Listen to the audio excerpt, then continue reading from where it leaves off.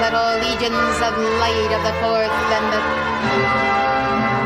the first ray and the fourth ray descend now into our midst. Let the sacred fire of the Godhead pierce now all sin, disease, and death throughout this planetary body. Bind all aliens, fallen ones. Blaze blue lightning through sheets of white fire and blue lightning descend. Sheets of white fire and blue lightning descend. Sheets of white fire and blue lightning descend. Penetrate through, penetrate through, penetrate through, penetrate through. Blue lightning from the mind of God. Blue lightning from the mind of God. Blue lightning from the God. Blue lightning from the mind of God. Let the thunderbolts descend. Let the thunderbolts descend. Bows of the lightning. Bows of the lightning. Bows of the lightning. Bows of the lightning. Bows of the lightning. Bows of the lightning. Bows of the lightning. Bows of the lightning. Bows of the lightning. Let the will of God be done. Sheets of white fire.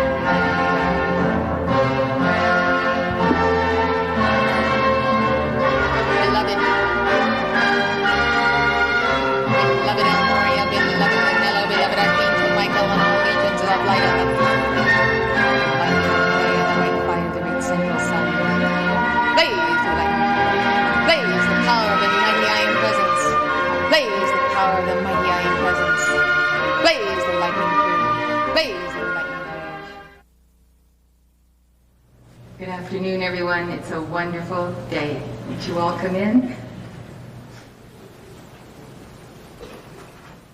This is our day for soul retrieval, and what an experience it is. This teaching is very profound, and it relates to the Kabbalah. The Kabbalah is not easy to understand. It was the first lecture that I gave in 1992 in the Heart, when I gave a number of lectures on the mystical paths of the world's religions. So you have seen volume 1 in the tent, and we're working on completing volumes 2 and 3, at least by late fall. And each volume opens with about 100 pages of teachings on Kabbalah. The teachings that are in the book are vastly expanded over the lecture that I gave in the Heart. And so it's been actually something we've worked on for several years on and off, to include in the chapters on Kabbalah what keepers of the flame on the path need to understand. Kabbalah teaches about many aspects of the life of the soul, of the universe, of the creation of the universe, of the tree of life, of the Sphirot, and our relationship to them. It is very concentrated, very deep, and very complex. It's more complex than the sacred scriptures. You can read a chapter out of the book of Kabbalah, and there are many books on Kabbalah, but let's say on the one that I have been working on. You can read that chapter and come back to it in a day and hardly remember a word you read, because it is so deep. It is sacred scripture, and it needs to be read again and again and again. What I have injected into this work on Kabbalah is Jesus Christ and the path of the ascension and many other teachings that go hand in glove with Kabbalah. So it really is a Kabbalah for the new age and for all people and people of all religions. So some of the material that I give you now on Kabbalah is taken from that work. And when you have the 3 volumes, you will have what I believe is the most revolutionary teaching on the creation, the fall of Adam, why the fall happened, what we must do to regain our God estate. It really is a missing link that no other one of the 7 major world religions can offer us. So I'm going to go back to 1977, the first mention of soul retrieval by an ascended master in our organization. And the ascended master who spoke to us is the goddess of wisdom. The goddess of wisdom was embodied in her most recent incarnation as Mary Baker Eddy, the founder of Christian Science and the author of the Christian Science textbook, Science and Health with Key to the Scriptures. She founded her church in Boston, and she founded a publishing society and a daily newspaper that goes around the world today. She was one of the sisters in the home of Mary and Martha, and is very close and dear to my heart. As a child, a small child, I selected the Christian Science Church in my hometown as being the church that offered me the most profound teachings that were available to me in my little town. So she passed on in about 1912, and she made her ascension. And for whatever work she has done throughout all ages, she received the title of Goddess of Wisdom, which means that she attained to the level of God in her wisdom, as opposed to the level of someone who would be only an ascended master. And so in this dictation, January 16, 1977, which as we clock it as the first step on the path of soul retrieval, it is in the sign of Capricorn. So she in her dictation described the sacred work of the assembling of the soul components. So we are about to study the sacred work of the assembling of the soul components. She said, "Have you ever thought that perhaps the components of your soul were not in alignment with the cube of the heart, the white cube? Have you perhaps left a portion of your soul in the past, or entrusted a portion of the soul with another part of life?" This is where we are most vulnerable. We are all most vulnerable at the level of our souls. Because as I have said already in this conference, the soul is mutable. It is not permanent, it is not immortal, and it must go through the process of becoming whole. So one of the ways and one of the reasons why our souls are not whole is because we have loved someone so much that we have given to another what is not ours to give away. It's like giving away the goose that laid the golden egg instead of just giving away the eggs. If you give away a portion of your soul, then a piece, like a piece in a puzzle, is missing. So if you trust someone so much, if you trust someone more than you trust God, if the fallen angels have lured you into their lair and promised you many things, and you are so impressed with their being wise and cunning, and you begin to consider that they are so much more intelligent than you are, and so much greater, and can perform all kinds of feats, that you simply give a portion of yourself away. You give a portion of yourself away when you allow someone to verbally abuse you or physically abuse you. You are also doing this to another if you give verbal abuse or physical abuse. And so we have to come to understand that the soul has been bruised and beaten. And there are many ways in which we, because of very low self-esteem in our psychology, wherein we do not think we are worthy, then we do not feel that the soul is worthy, and then we easily allow the soul to be trampled upon by those who would rob us of it, take it with them, steal it, and go to some other location in the universe with that part. So these are the things we have to look at, and we need to remember that the masters have told us we cannot take another step forward on the path unless we resolve our psychology. The word psyche means soul. So when we work on our psychology, as we say, we study under a therapist or we read many popular books on the subject, we are doing this because we must have resolution. We must have resolution with our own soul. Our soul must have resolution with our Holy Christ self. So we work through this. This is why we all need to be reading psychology books and begin to recognize that parts of ourselves are dysfunctional, meaning we are not functioning in the wholeness of the God-free being out of which God first created our souls in the beginning. So we may be dysfunctional in a slice of our life and very well balanced in other slices of our life. Life is a pie.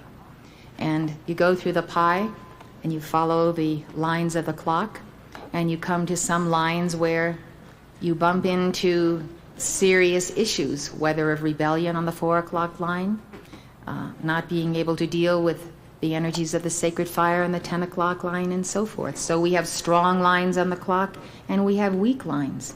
We have strengths in our souls and we have weaknesses, but the point is all of the soul must become whole, because until she is whole, she cannot be the bride of Christ. So have you perhaps left a portion of your soul in the past, or entrusted a portion of the soul with another part of life? Those of you coming to Summit University, write to me, giving me your applications, and I review the outline of your lives and your past and why you want to be here. And we find the repetitive sequence where an individual has had a very deep love, and then this love falls apart, and that one is left and experiences the profound sorrow. And what happens is that the pain and the grief is so great that you just close off, cut off the memory of the love, the experience of the love, and you almost become mechanical, because these things are so deep and they are so difficult to deal with. So then we suppress, and then it goes into the subconscious, and then we take alternative routes. To numb ourselves from the pain of the experience, we take drugs, alcohol, all manner of things that simply deaden the senses, until we finally wake up or an angel taps us on the shoulder. Since I have reviewed the applications of Summit University students from the beginning, I see the repetitiveness of this, and I see that we all have to come through it. And that is why we are doing this soul retrieval today. So the Goddess of Wisdom continued in her dictation. Have you given your soul and placed it somewhere where you ought not to have placed it?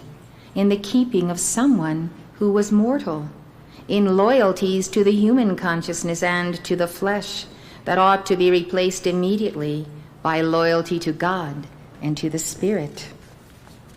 Think then of drawing together your solar awareness and your soul consciousness. We use the word solar here because it relates to the sun, and the sun is the symbol of our soul, and our soul should look like the sun in the heavens in a blazing light of glory. We also think of the sun as being typical of the I Am presence. But your soul, perfected and whole and expanding and becoming the bride of Christ, is surely that tremendous fire of golden illumination that we see. It is typical of that soul.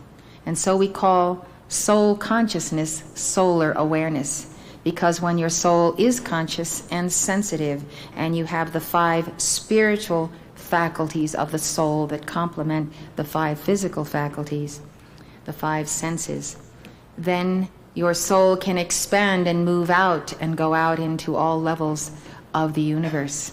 And so the soul each day, as she is healing herself and being healed by her Holy Christ self, is gaining a greater and greater solar awareness, awareness of self, simply expanding beyond this world into other worlds. Think then of commanding the atoms and cells and electrons of the soul to return to the soul chakra.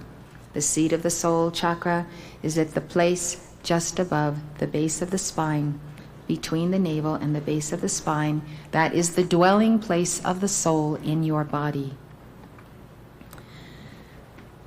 So she counsels us to command atoms and cells and electrons of the soul to return to the soul chakra. Think then of drawing this solar fire and solar evolution and solar consciousness as a magnet whereby you, in the temple of the living God, might experience the wholeness of the temple beautiful. The temple beautiful is in the heaven world in the city foursquare. See then how to command life, how to understand that with all the law that is taught, there is a call for creativity, even genius, in knowing how to call and what to call. It is like knowing the next step in a very complex problem of mathematics, how to arrive at the desired solution, what equation shall be used, what method. It is like the physician picking from the shelf the necessary application, the necessary formula to the problem. Well, some of you have not even diagnosed the problem in order to now be concerned with that which must be applied as solution. Isn't it so true? We do not know that we have a problem. Therefore, how can we possibly solve the problem? So we need wisdom, and the goddess of wisdom says, therefore I bring to you a possibility and a probability, that the problem is the need to assemble the components of the soul. In some cases, the soul, its force field, has been split by very intense fears of the past, traumatic experiences, wherein you might say the soul has been driven underground, far into the depths of the subconscious, like a frightened child. The soul must be called back to the throne room, back to the three-in-one, back to the place where the trinity of the threefold flame is enshrined in the temple of the heart. I would like to point out to you that the soul does not necessarily want to be called back. She has conditioned herself by whatever situation she has settled into somewhere in the universe. We can call the soul back, but if the soul cannot be convinced by our own Christhood that she must come back to this altar of God, to the altar of change. She must be willing to go through the pain of the alteration and the surgery that is needed. We have to woo the soul back as though we were the lover of the soul and wooing her back to be our bride. And so the soul is a child. The soul is frightened. The soul is fragmented. On January 1st of this year, El Morya urged us to fuse the fragmented parts of our soul. He said, on this first day of the year, I ask you first and foremost to make your peace with yourself. How many of you are at peace with yourself?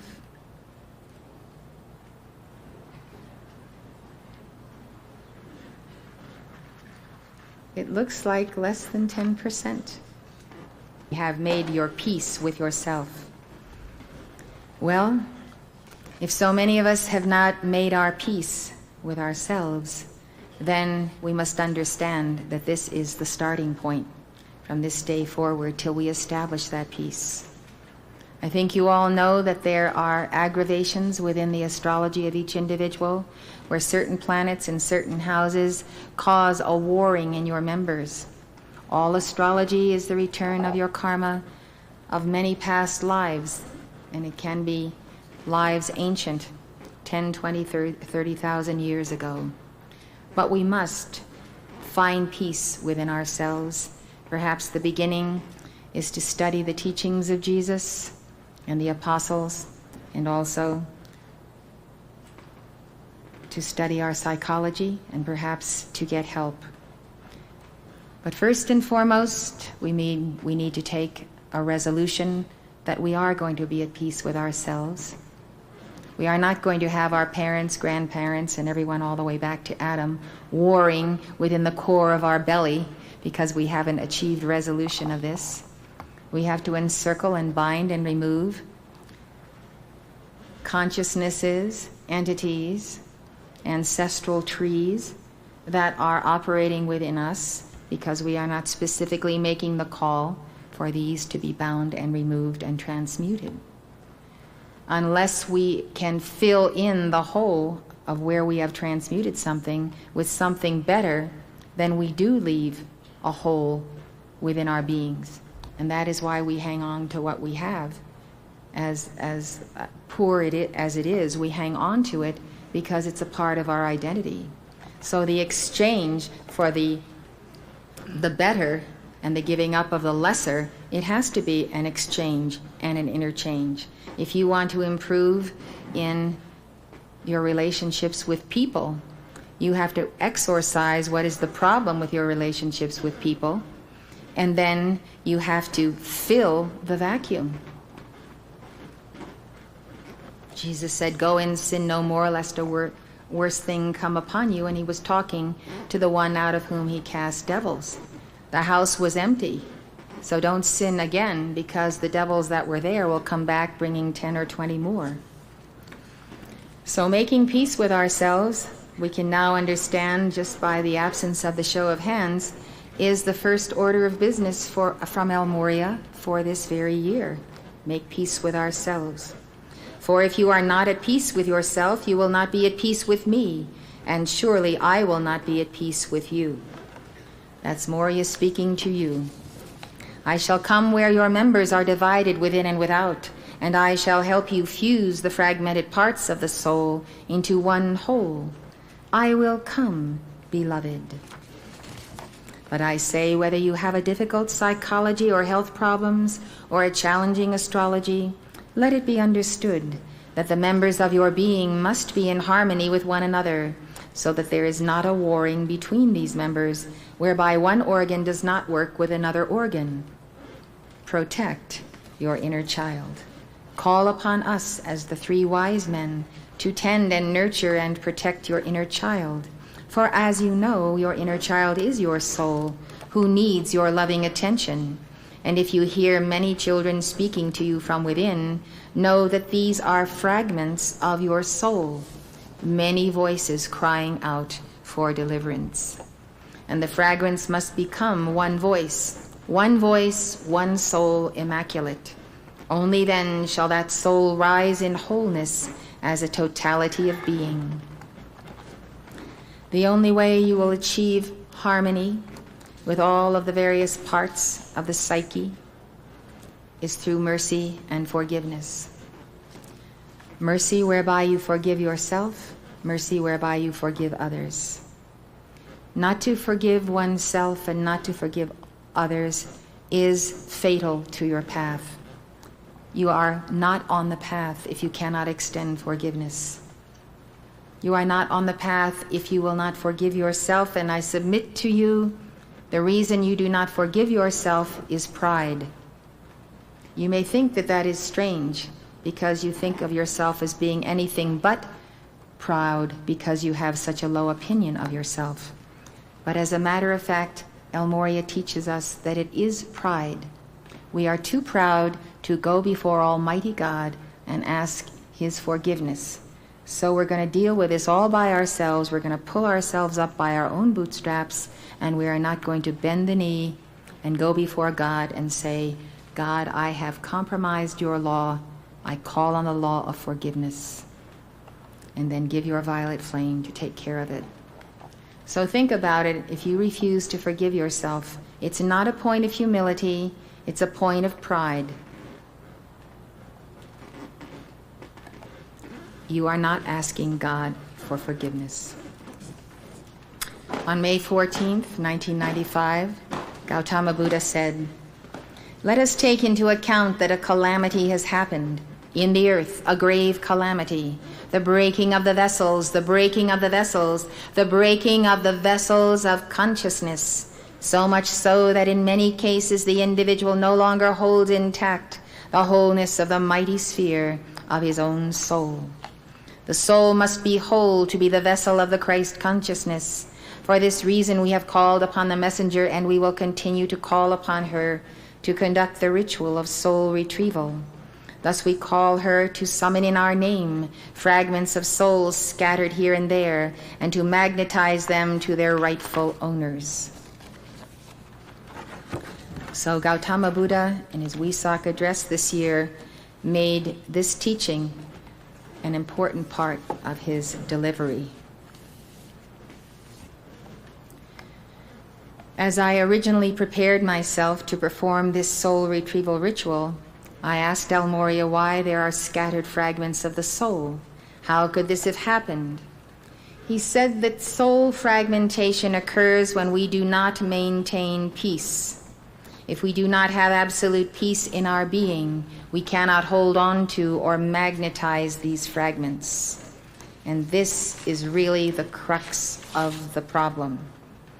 If we have mentioned today, if we have affirmed that we are not at peace with ourselves, then how can we have the peace that begets the power whereby we can magnetize back to ourselves the elements of our being? And this is why years ago the Ascended Masters recommended the books on psychology, etc.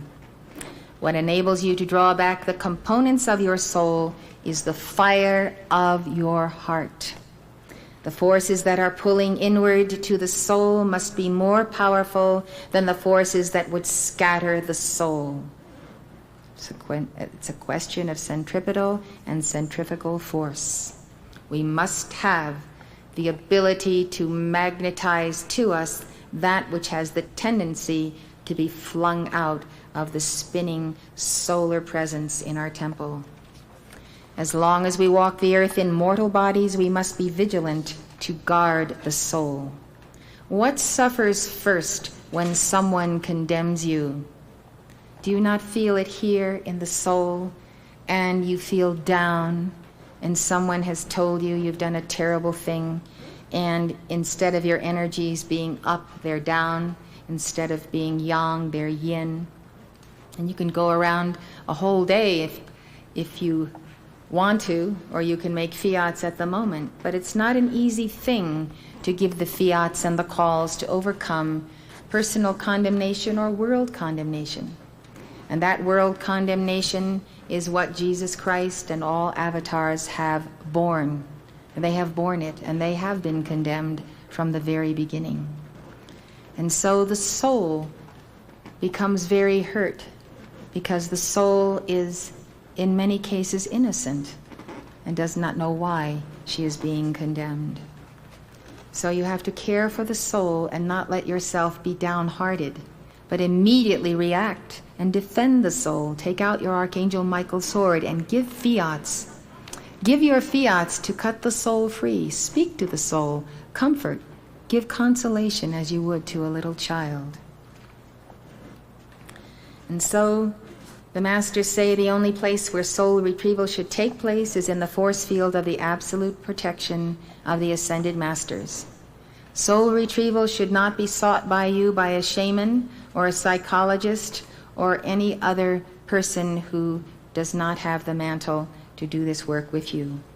Transmutation is involved, it must be involved, and you need to be in a protected force field. The only permanent way to retrieve the soul is through the bonding of your soul to your Holy Christ self. Now we're going to sing the song of Look Through My Soul, O Christ of Me. We'll sing it 3 times. It is a profound prayer that we will begin with. Number 15. This is a meditation. It's a deep meditation, so I'm asking you to be seated and go into your heart and sing this as a deep lullaby to your soul. Sing to your soul now.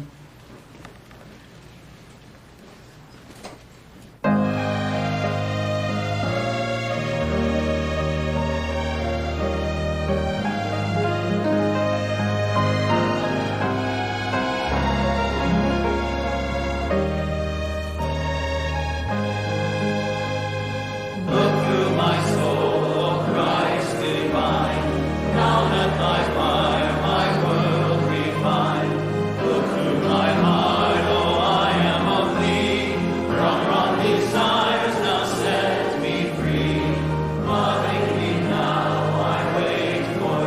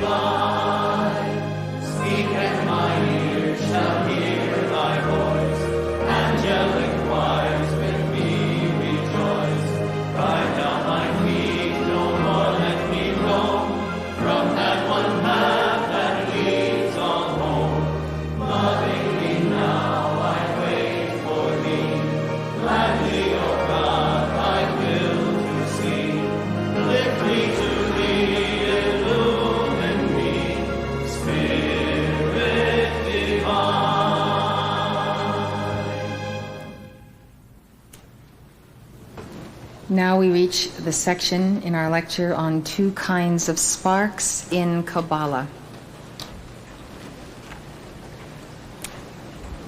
El Morya has directed me today to make calls to liberate the sparks of God's light that are scattered throughout the world. This does not refer to the soul. It refers to exactly what I just said. Sparks of God's light scattered throughout the world. So as part of this soul retrieval, I will also make these calls. This is the teaching on the matter. The Jewish mystical tradition known as Kabbalah names 2 kinds of sparks that need to be liberated. The first set of sparks were scattered as a result of what 16th century Kabbalist Isaac Luria called the breaking of the vessels. To briefly describe his theory, Luria said that in the process of creation, the infinite God, called Ein Sof, issued a ray of light. Ein Sof's light manifested 10 divine emanations called the Sphirot. Each emanation was to be preserved in a special vessel. Some of these vessels, however, were unable to hold that light and shattered. In this disaster, shards of the broken vessels scattered and fell. Some of the light that was in the vessels found its way back to God, but some of the light fell along with the shards of the broken vessels and became attached to them. From these shards, the dark forces of evil took shape. These dark forces are called husks or shells. Luria said that the husks of evil have no power of their own. They have no power of their own. It is the sparks of light that are trapped among the husks that give life and power to evil. The breaking of the vessels not only animated evil, but also inaugurated the creation of the material world, for the broken shards are the basis of all matter. In effect, this is Luria's theory, which is highly plausible. In effect, Luria taught that with the catastrophic event of the breaking of the vessels, God himself became shattered, and parts of him are exiled from the rest, trapped among the husks. The second set of sparks that need to be rescued are the souls that were once contained within the first man, Adam. Luria said that Adam had the opportunity to rescue the sparks of light that fell when the vessels broke, but for whatever reason, he failed.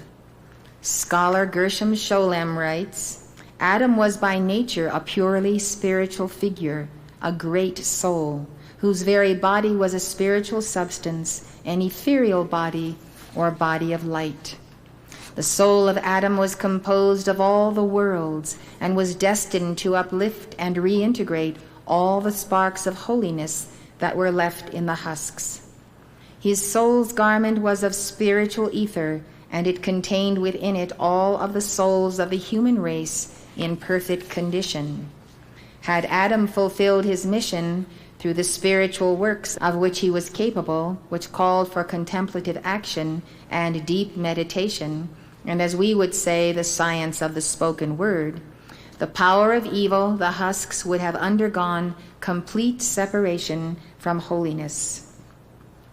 Instead of uplifting everything, however, he caused it to fall even further. As a result, Adam assumed a material body. His soul shattered and its unity was smashed to pieces. The bulk of the souls that were in Adam fell from him and were subjugated by the husks. That's the end of the quote by Gershom Scholem. According to this theory, Adam's soul contained the souls of all humanity. And each of these souls, including our own souls, are sparks of his great soul. Luria also taught that the souls within Adam are divided into a number of groups or soul families. Each family shares a common root. The souls that belong to these families, says Scholem, are able to assist and strengthen one another. They suffer with one another, and anything done by one of them, good or bad, affects all the others. Their destiny is determined by a deep, invisible connection of soul affinity. Soul affinity. I've always believed that our summer conferences is so that people from all over the world can come here and meet someone or many souls that they must have contact with in this life. That's why you see in the sign when you enter the heart, the place of great encounters.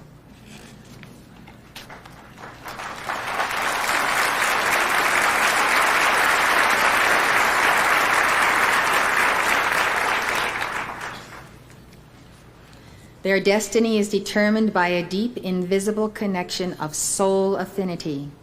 It is the task of man to seek out the sparks of his root or soul family. You can see now why you are easily drawn to certain people. You have something to work out, perhaps something of the nature of the soul. The goal of the Kabbalist is to repair the cleavage that has taken place in the Godhead as a result of the breaking of the vessels and Adam's fall, to restore the universe to its original design. This process is called tikkun, which means literally fixing, repair, or restoration. To perform tikkun, we must find the sparks embedded everywhere and liberate them to return to their divine source. How do we do this? By observing the commandments of God and praying with a correct spiritual understanding, devotion, and meditation, and of course, as we would add, the science of the spoken word. Thus, Luria taught that there are two kinds of sparks to rescue. 1, the sparks that fell when the vessels broke. 2, the sparks or souls that were once a part of Adam's soul. Luria said that anyone can strive to raise up the sparks of light that fell when the vessels broke. As for the sparks of Adam's soul, we can only raise up those sparks that belong to our own soul family. All those who are a part of the mystical body of God have a collective mission to rescue the sparks, but each son and daughter of God has a unique role to play in that great drama. Therefore, in Luria's scheme, our task is to raise up the sparks that are scattered throughout all of the creation, to raise up the sparks that belong to our soul family, and to perfect and thereby liberate our own soul. Let's look at your unique role in rescuing the sparks. The Hasidic movement that blossomed in the 18th century transformed Luria's teaching on uplifting the sparks of light. According to Hasidism, the sparks that you and you alone can liberate are embedded in your environment, in food, drink, and other material objects you come in contact with. The idea that each person is responsible to redeem the sparks within his own personal sphere is well developed in the teachings of the Baal Shem Tov, the founder of Hasidism. He says that God makes certain that each person will meet the sparks that belong to the root of his soul. The grandson of the Baal Shem Tov writes, I heard from my grandfather that everything belonging to a human being, and even the objects in his household, are all sparks of him, pertaining to the root of his soul, which he must lift up to their root. When a man ascends upward, then they all ascend with him, and all this takes place when he truly cleaves to God, and in this way he can lift them too. What we see here is we notice when we go into our own home how we are comfortable in our own things. And if we go in someone else's house, they have a distinct vibration, a distinct manner in the way they run their households, and their objects and treasures and whatever they have as furniture and so forth, all are a part of their consciousness. So it makes sense when you think about that, because every house you enter has a different vibration. Distinctly so. Sometimes you are comfortable, sometimes you are not comfortable.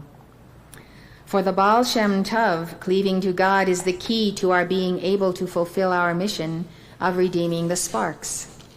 cleaving to God. Hasidism's personal approach to rescuing the sparks led to a unique understanding of how to pursue the spiritual quest amidst the challenges of living in the world. For them, the rescue operation of saving the sparks doesn't take place just while we are praying, studying, or observing the commandments. It also takes place while we are engaged in necessary worldly pursuits, as long as our mind is stayed on God. When attending to his material needs for the sake of God, the Hasid is carrying out acts of divine worship, writes Rabbi Louis Jacobs. The Hasidic ideal to which all else is made subordinate is that of cleaving to God, where the total concentration of the mind is on God. 18th century Hasidic Rabbi Levi Isaac of Berdichev says, "When you desire to eat or drink or to fulfill other worldly desires, and you focus your awareness on the love of God, then you elevate that physical desire to spiritual desire. You may take your food or drink, but you elevate the experience to a spiritual desire. Thereby you draw out the holy spark that dwells within. You bring forth holy sparks from the material world. There is no path greater than this, for wherever you go and whatever you do, even mundane activities, you serve God." I would submit to you that serving God day and night is a way to make peace with yourself. Those of you who did not, raise your hands. I think of the process of retrieving the sparks as taking a cosmic tweezer and pulling out little specks of gold embedded in dense matter. That's what it looks like to me. And doing this is the mighty work of the ages. Our blissful union with God is not merely for the exaltation or even escape of our own soul. It has a far greater purpose. That union confers upon us the spiritual empowerment we need to rescue souls who have not yet magnetized to themselves the power of light that could set them free. The blissful union of God confers spiritual empowerment. We must seek that empowerment. You see that there is a release of empowerment each day by the masters who are speaking to us in this conference. To rescue souls, we need God's power. To get God's power, we must find peace within ourselves.